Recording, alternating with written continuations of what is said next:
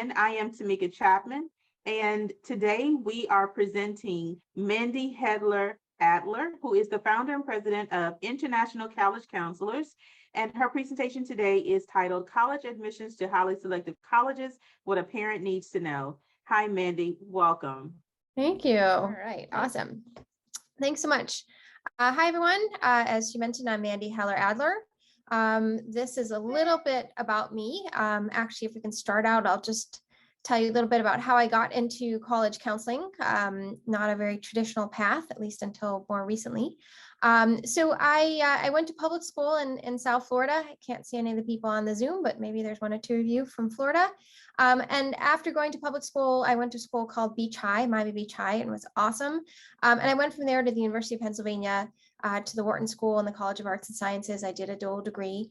And while I was there, I looked around and I said, you know, where are all the public school kids, quite frankly. And so when I was 17, I started writing my first book, which is the one you'll see on your left, which is called From Public School to the Ivy League, How to Get into a Top School Without Top Dollar Resources. And basically what I was doing is I was trying to figure out where all the public school kids were. And in doing that, I realized that the difference between the public school kids and the private school kids, at least when it came to college admissions back in the 90s, was that the private school kids had college counseling and we didn't. So that's what I believed. And therefore I wrote a book about how to get into college to be the great equalizer for the public school kids. I will tell you, I didn't do anything with the book. I went to work for Goldman Sachs. I went to Harvard Business School. I started an internet company. I sold the internet company.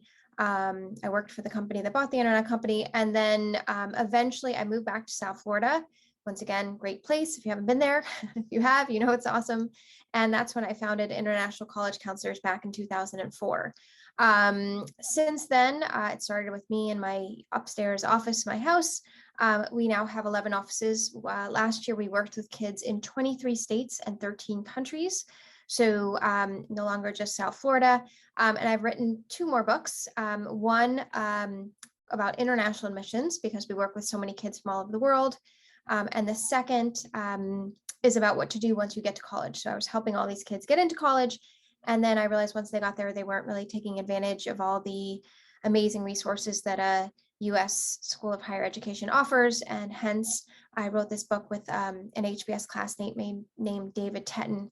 And it's really a how-to guide for students once they get to college or graduate school. And it's the book that I wish I had when I was in college. So super excited. If you're interested in these 3 books, please check them out on Amazon. All right, this is a little bit more on my company. We do everything college related. And then just as a bonus for those of you who are on this call, we offer we're offering a free 30-minute consultation for anyone who's on the Zoom. So just email info@internationalcollegecounselors.com and you'll get a free 30-minute consultation. And that can be for undergraduate or graduate school. And we're happy to do it. So, and that's all on Zoom. So it's, you can be anywhere in the world. All right. Now, basically, I know you're all on here because you're curious to know what colleges are looking for, particularly for competitive colleges. And I'm adding an important piece to this, also what's changed in the last 2 years, because I can tell you, having done this now for almost 20 years, the last 2 years look nothing like they had previously. So I think it's important not to know overall what colleges are looking for, but also what colleges are looking for right now, which seems to be extension of the past 2 years, which once again is extremely different from what happened in the past. So basically, for the past 20 years and more, the most important thing for college admissions are grades and strength of schedule. So whenever you talk to your friends and they say, oh, my kid was president of the class and ran a nonprofit and, you know, had 36 on their ACT and 1600 on the SAT and didn't get into a good college and they left out their grades, that's usually the reason they did not get into the good college. The grades and strength of schedule take everything. Are above all the other pieces. And the reason I say strength of schedule is because, you know, if you get straight A's in pretty low level classes, that's not going to get you into MIT. So, you know, we'll get you into a good college, but it won't get a child into MIT. So to a very, very competitive college, it's the grades and also the rigor. And really the way to look at it is where does a child land in their school? So if you go to school where everyone has straight A's, that might not be so impressive. But if you go to a school where getting straight A's puts you at the top of the class, that means something. And so grades and kids of schedule is number one. Today's times have flipped things around. Number two used to be test scores, which I put a little asterisk next to, which I will discuss in a bit. But now number two is extracurricular involvement, excellence outside of the classroom. And this can be demonstrated in lots and lots of ways, which is kind of exciting and also confusing. So your student can be an excellent athlete, your student can be an excellent musician, your student can be an excellent academic decathloner, your student can be an excellent historian, all kinds of amazing students out there. Students are looking for well-rounded classes as per the piece below. Extracurricular involvement is important. Now, how extracurricular involvement and grades are reflected in addition to how your child reflects them on the application are through letters of recommendation, which are super important these days.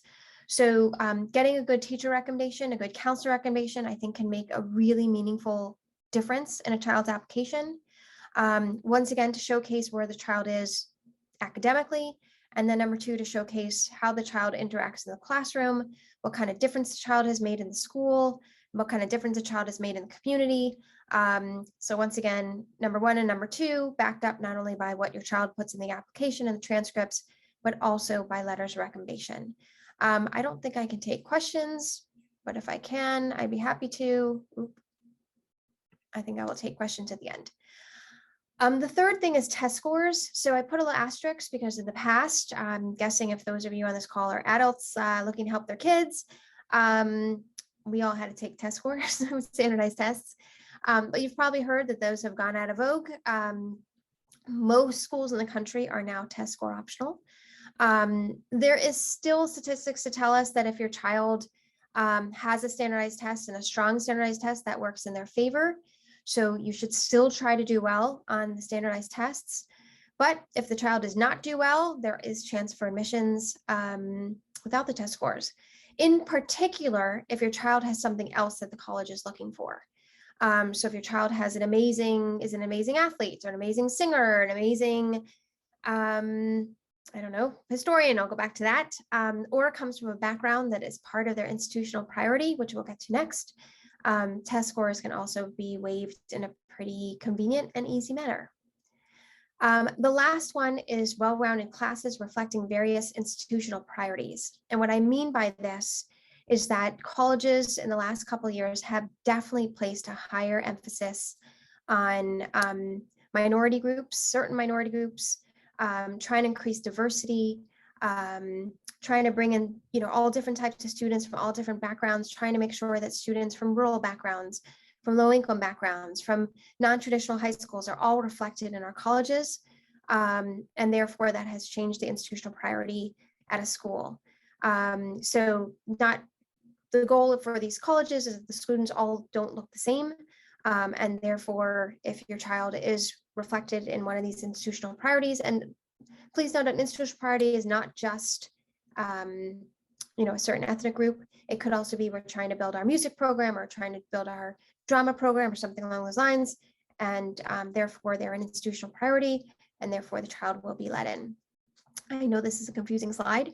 So just know I do plan to leave time at the end to answer questions. And of course, you can have the free 30-minute seminar, 30-minute Zoom with us another day. So feel free to look out for that. All right, so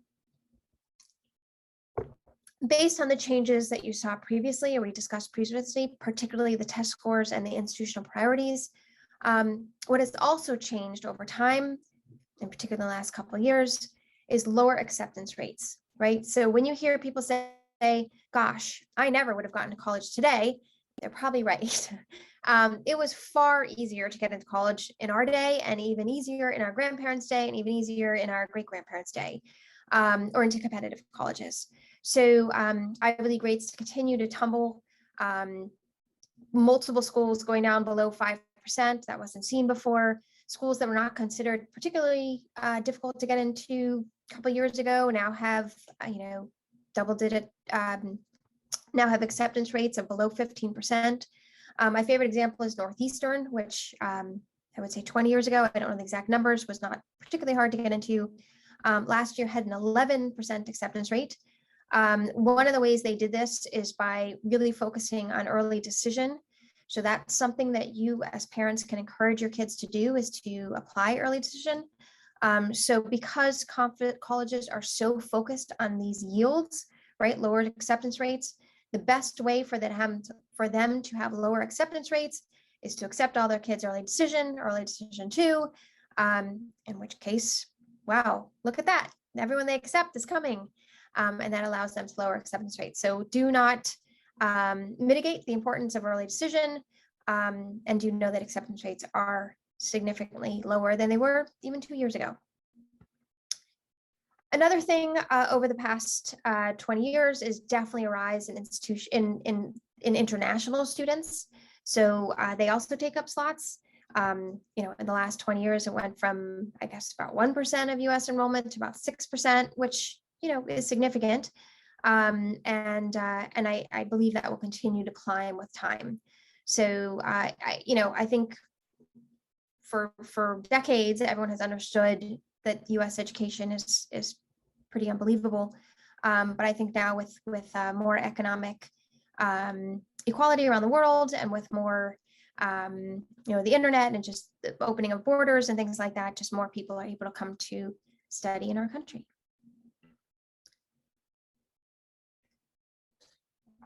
For any parent out there who has looked at the cost of education, I don't need to really talk much about the slide. The price of education is quite insane. I say that as a college counselor and as a parent, and it continues to climb. So, this is public and private, and this does not even include room and board. This is just tuition.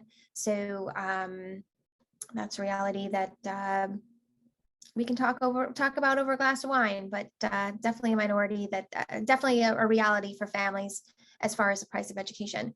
What this really speaks to, though, is that education has become really difficult for the middle class. As many of us know, the very low income kids can go for free. The very high income kids don't care. This makes it very difficult for middle class, and a lot of issues with debt and overall, needing to pay back the cost of education. Number 4, okay, I'm going to spend a little bit of time on this just because it is so confusing, and that is the perception around standardized testing. So certain schools have made it very clear that they no longer want standardized testing, and that you can read the second, quote here. And this is from Bob Schaefer, the National Center for Fair and Open Testing. And if you want to see all the schools that now are test optional, you can go to his website, which is fairtest.org. And here's what he says. In general, schools that dropped standardized exam requirements experienced more applicants, better qualified applicants based on high school grades and course rigor, and more diversity of all sorts in their applicant pools. So according to Bob Schaefer, how could you possibly go back to test scores? More applicants, better qualified applicants, and more diversity. So not everyone agrees. We have Stu Schmill from MIT, and he says, we consistently find that considering performance on the SAT, ACT, particularly the math section, substantially improves the predictive validity of our decisions with respect to subsequent student success at the Institute. Of course, most colleges, 99.99, maybe all colleges are not like MIT. So what they find useful does not necessarily jive with what other colleges find useful.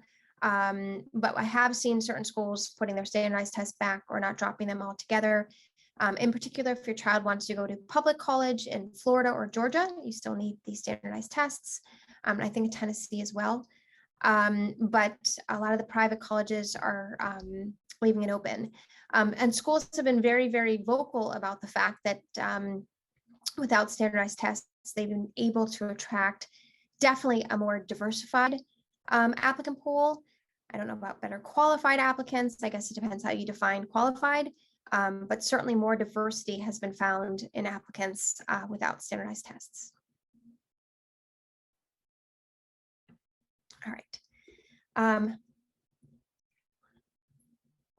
All right, this last one is kind of a funny slide, but I will tell you, has been a big change over time, which is just the role of parents and counselors in applications. So when I wrote my book, as I said, about 30 years ago, about the private school kids having college counseling, it was nothing like it is today, for sure.